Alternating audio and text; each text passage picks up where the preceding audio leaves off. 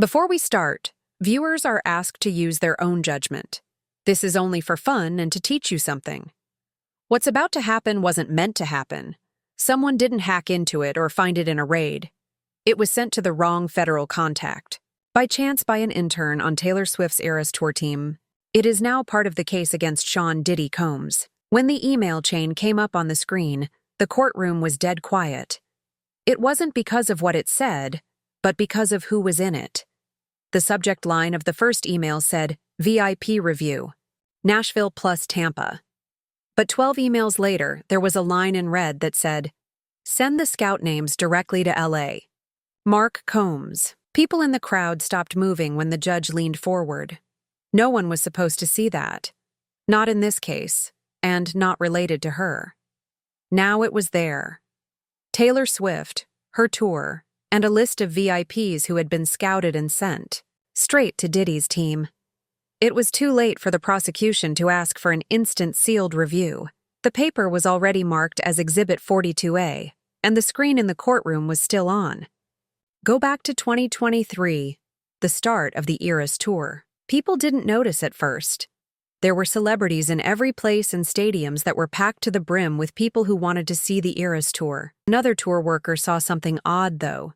At almost every big stop, a man who didn't have a crew badge would stand near the VIP check-in area backstage. The person always looked at them with the same hat and glasses on and never smiled or clapped. His name was never on the roster, and his ID never showed up in scans, but he was always in the security pictures just out of frame. After that, he was nowhere to be found until the Nashville event. Also, just to warn you, it takes hours to piece together every deleted tweet, fake statement, and PR cover-up. Click the Join button to become a member of this group and help it stay alive. They won't be able to hide what we show them. Internal email that got out. A newly hired social coordinator sent the whole routing list to a management account that wasn't being used, but was still tied to an old Swift LLC archive. 2 weeks later, the IE archive was asked to help with a separate investigation into Diddy's past event sponsors. This is how the email showed up again and how the phrase, scout names, became government property. On the third day of testimony, in court, the witness, name withheld, took the stand. He or she used to be the VIP organizer for the southeast leg of the Eras Tour. She kept quiet until someone asked about the scout list. I thought it was for fan experiences. I had no idea those names wouldn't be at the meet and greets. The prosecutor took a moment. Where did those names go? They went west. That's what they told me. Send them west. I only asked once, though, and was told not to do it again. The judge cut her off and asked if she remembered what was said. She said yes. Stars don't look back. Neither should you, the message said. Then there was silence in the room. 3 names were erased from a screen that showed scouted. Some people saw that one girl went to 2 shows and then wiped her social media accounts. Another person tried to get a backup dancer spot but was turned down because they were too noticeable. The third hasn't written anything since July 2023. On the 4th day in court, the government brings up Exhibit 42. As a new piece of evidence, a red scuffed Pelican case was brought into the courtroom. The lights lowered a bit. It had a solid-state drive inside that was only marked Miami Night 6. The drive was found in the locker of a former security expert who is now working with federal agents. It wasn't in an office or on a computer. The man, whose name was sealed, used to be Diddy's special guardian during celebrity convergence weekends at fancy homes across the U.S. The first one was in May 2023. The drive had a folder called Scout Sync on it, which was something not even the FBI had expected to find. Taylor Swift's tour had just gone through Florida. It has video logs inside, playback of the video log, court report of the audio, and clip 3A. Listen, this is proof. The VIP pulls from Swift are clean. Email sent to Shell. The letters TS are I on the East list. Marked, do not touch her. She's hot at the moment. The room went silent, not because Taylor was named as a player, but because she was being talked about as if she were a known variable, an unimportant part of a system she had no idea existed. She's hot right now. Do not touch her. Allow her to work. That phrase caused a doctrine-level review in court because calling Taylor Swift heat meant something even worse, that they had tried it before and been told not to. Witness 12 was a former security worker who spoke in court. The man had been working private jobs in the background for 3 years, from Atlanta to Ibiza. On one trip for compliance, he ended up in a house on the bottom floor that didn't have any exits. He told the court that celebrities were often marked for how much power they had, especially if they were on tour and had big moving teams, lots of city stops, and a lot of fans coming and going. That tour was the biggest one, and it's a machine. No, but she made it easier for them, and I don't think she knew, he said when asked bluntly. Was she involved? A building plan of a house in Star Island that was once described as a Combs family production retreat was shown by the prosecutors. In the guest records that were found in the security company's logs, there was a half-scribbled name that looked like it belonged to someone in Taylor's close group. Her team went in, not her. When pushed further, the witness said something that shocked everyone, even the judge. I think they were hoping she'd be the new cover. After being used in court, a video from a Taylor Swift tour stop that was shared by a fan in Tampa went viral again. In the video, a woman with a clipboard talks to a guy in a gray hoodie in a whisper. After that, someone taps the girl on the shoulder and tells her to delete her tape. She didn't. So, it showed up again. Almost. A year later, as proof that Diddy's scouts were there. At the end of the session, the prosecutors showed one last still picture from security footage. A girl around 19 walking past the loading zone for the Eras Tour stadium. She waves at a tour truck and then goes out the side door. Her name is the same as one in the original Scout Sync folder. She hasn't written anything online since August 2023, and it wasn't because she was a fan. She was working as an intern and was logged into Swift's backstage check-in system. No longer there. Part 1 was about an email, Part 2 was about a tape, and Part 3 was about a color, especially red. In the morning session, prosecutors showed off a collage of 6 pictures of girls from 6 different places who were all wearing the same color of red wristband. Not given out to the public, not sold by Ticketmaster, and the Eras Tour team has never publicly explained it. Before the prosecution dropped Exhibit 42C, an internal text message export from a fan interaction partner that had been hired to promote Taylor Swift's Eras Tour, the defense tried to dismiss it as fan merchandise. While the sender's name was hidden, the text said, Crimson 10, only to final shortlist, do not sync to merch list. It goes all the way back to Pulse. Make sure VIPs got the call for night 2, only group text, no one-on-one chats. Diddy wants models. To be a certain age, and Chapman is 25. There was a gasp in the courtroom because it was no longer hazy. It was now personal, direct, and written down. The prosecution made it clear that Pulse was just the internal name for a secret event system used by Combs to organize models, dancers, and press staff. It had nothing to do with Taylor Swift, her tour, or her managers. The girls who got that text message thought they were chosen fans, but they weren't. They were on target. She stood up and tried not to cry. She put her 20-year-old daughter into a VIP fan draw through an Instagram link that was shared by a page called Swift Surprise Events. The page has been taken down, and the contact information on it now leads to a Combs global digital marketing shell. Her daughter got a red wristband in the mail. There were no logos or cards on it. It just had her address on it. We thought it was for a secret acoustic set, the mom said. She went. She never made it to the concert. There was silence in the hall. As proof, the prosecutor showed a security photo of her daughter going through a private gate near Dallas's Eras Tour Stadium. The photo had a timestamp on it. No one sees her leave. Late that same day, investigators made a shocking discovery. One of the girls on the red wristband list was planned to work as crew at a 2022 Diddy Fashion Line event. In Malibu, she was 19, not getting paid, and signed up with a model service that no longer exists. That company and Pulse Guest Relations both use the same bank account. That's not all. They were also building networks. They were making a system with the stops on Taylor Swift's tour as gathering places. The defense asked the FBI profiler who was there to help them understand. Red is used in asset movement to flag early acceptance, she explained. It looks like it's just for looks, but it lets managers know who's been tapped. The red wristbands were passive RFID low-power tags that were used for tracking. That helped them figure out where to go next. The screen showed one last name.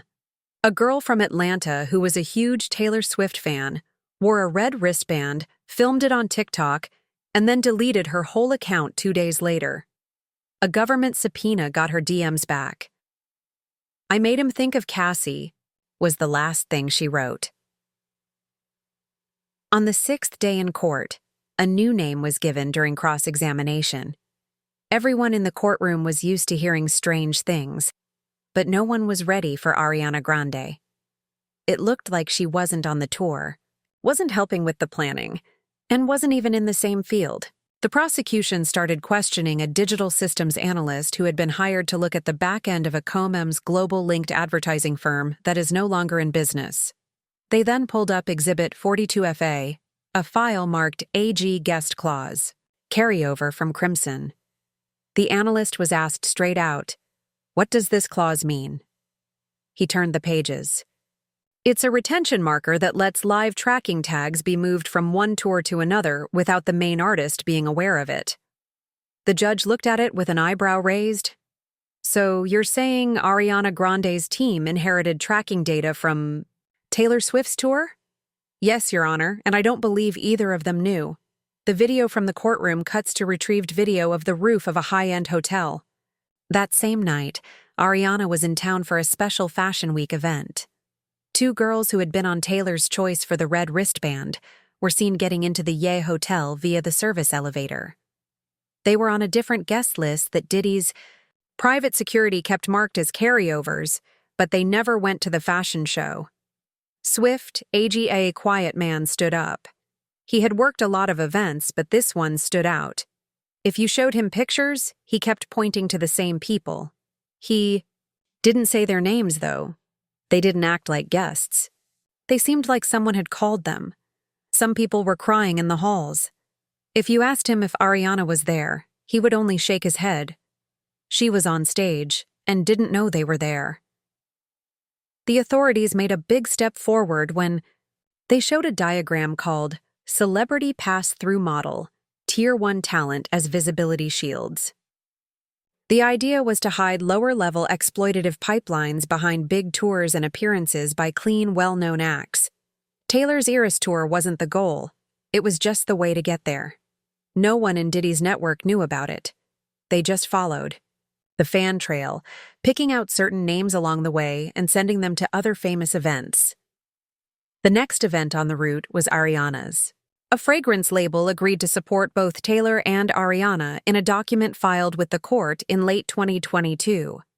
The analyst picked out a clause that let all current promotion cycles redistribute Tier 2 guest data across affiliated live.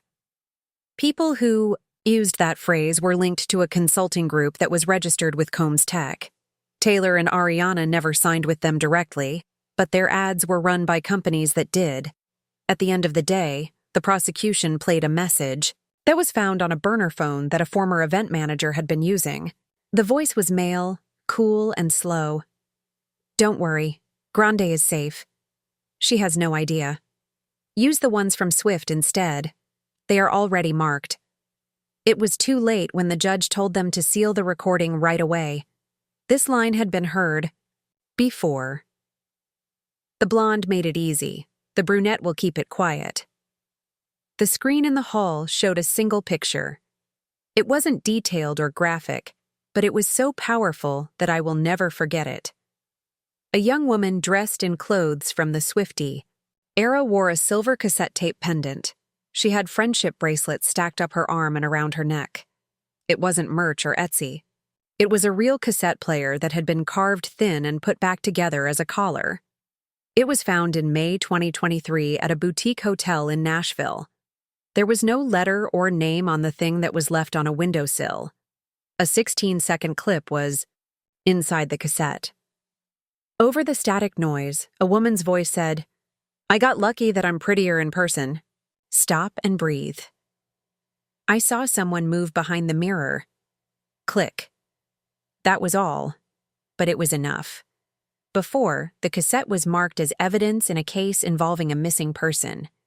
Now it was changed to become part of the federal case against Shaw Combe because the girl wearing the tape necklace was on the Crimson 10 list from the Nashville show. She stayed at the event hotel and was never seen at the show. At first, she didn't remember much, but when the girl's picture was shown to her, she blinked. She asked if she could leave a note and said her mom would get it. Late that night, housekeeping found something else. A red velvet package hidden under the bed. There was no note. There was a Taylor Swift performance ticket, a blank wristband, and a torn piece of paper inside that said, "I won something I didn't sign up for." The FBI found a fake campaign called Era Surprise Selection by sending emails and direct messages to promotional companies in the area. Girls were told they had won VIP tickets to an acoustic performance, secret workshops on choreography, and private sound checks. It was May 6, 2023, when the Nashville girl got her call. The company that sent it no longer exists, but the records of the payment show that it was paid for by a Combs Experience Group subsidiary. The FBI used the cassette to do tests. It not only had a voice memo on it, but it also had a time code that was used in a security system that no longer works that was registered to Diddy's private farm. One of the spare keys it was. The tech expert said it was meant to turn on hearing locks. The girl probably didn't know that the chain wasn't jewelry. It was part of a system that records who comes into a room. Either someone gave it to her, she found it, or even worse, she took it for herself. She walks into the hotel by herself. A man who can't be seen follows behind and is never named. That night, 90 minutes of video were lost on the third floor of the hotel. The next morning, 2 maids said there was a strange smell by room 312. A doorman said she turned around outside and said, "Tell my mom I saw her favorite song live." This was the last sighting that was recorded. She never made it to the place, though. He walked in slowly with his baseball cap pulled down low and his hands shaking as he changed the mic. The judge sealed his name to keep it safe, but everyone in the courtroom knew who he was, a backup dancer. It's not for Diddy or Ariana, but for Taylor, and only for the southeast part of the Eras tour. These 10 wristbands, off-book invites, and the Miami folder were all tied to the same stretch of land. He didn't say anything until the judge asked, "Are you ready?" After giving one quick nod, he spoke 5 words that changed the mood of the trial. "I saw the wrong tape." So his set was over. Behind the scenes, he got a water bottle and then went to his van, but the green room was locked. Strange. After 30 seconds, a woman in a red dress walked out when it opened. She wasn't on the list and wasn't wearing a lanyard, so he didn't recognize her. She looked scared. "You good?" he asked. She didn't answer. He came in. He then saw something that had nothing to do with the show, not even rehearsals or getting ready. A tripod camera with a red standby light on, a fake interview set up with a black screen behind it, a second woman sitting quietly with her eyes puffy, and 2 men in suits standing by the door. There are stacks of red papers on a side table. The dancer stopped moving. "You weren't called in," one of the guys said. "Wrong green room. This one is a secret." Even though the dancer said sorry and slowly left, he didn't forget because one of the men threw him a can of soda and said, "Smile, next time we'll tape everything." In January 2025, he saw a video going popular online that came from a court leak about Diddy's vaults. They hadn't talked in a year. "You good?" he heard himself asking in the background of the jumbled sound. The exact time he talked to the red-dressed girl. They weren't just taping them at that point. They were taping all of us, all the time. In Miami, Denver, and Las Vegas, Hotel staff had seen the exact same setups, the same black curtain, tripod, and recording equipment, with no branding or explanation. And there were red wristband girls at all 3 events that week.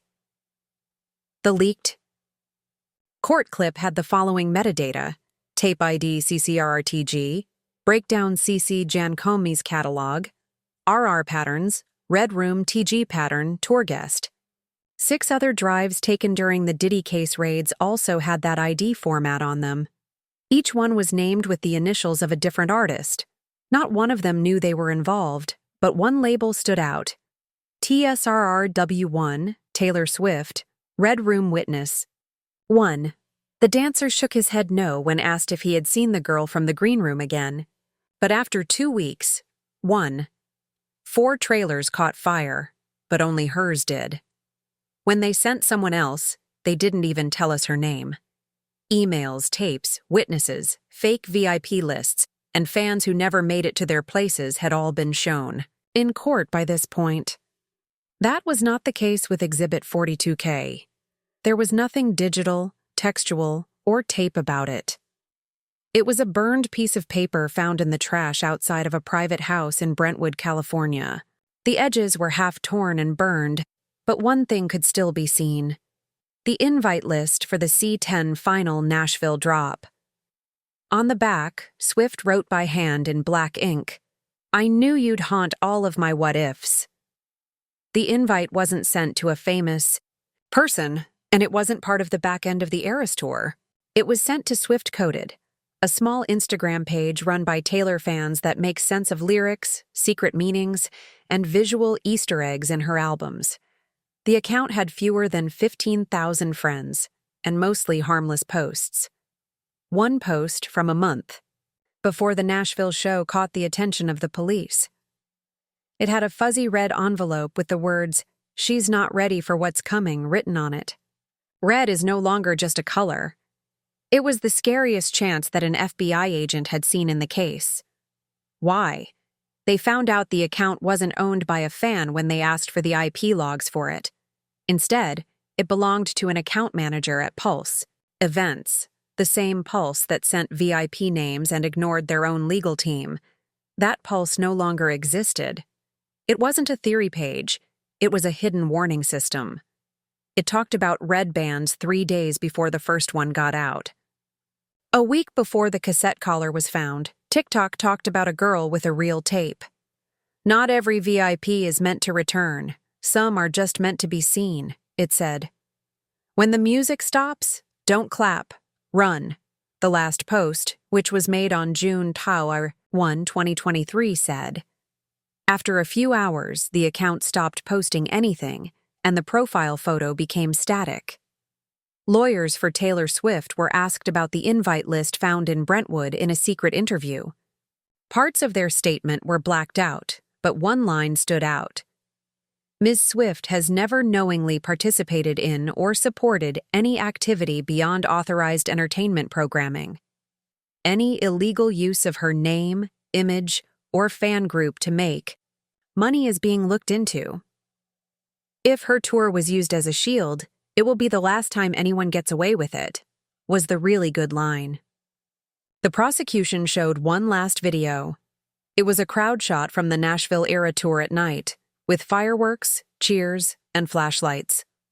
In the upper right corner of the picture, there was a girl in red who wasn't clapping or cheering. She was just walking away. The band on her wrist lit up, and her face looked like a name from the Crimson 10 folder. She believed she had won something. She did. She earned the right to leave without a fuss.